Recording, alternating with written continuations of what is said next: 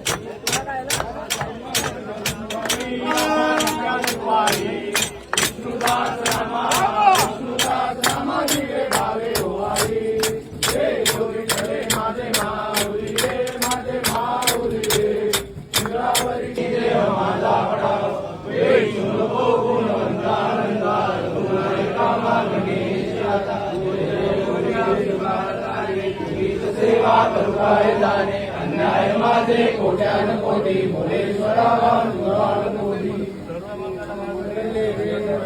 गणपती अप्पा अंबे माते की जय, छत्रपती शिवाजी महाराज की जय.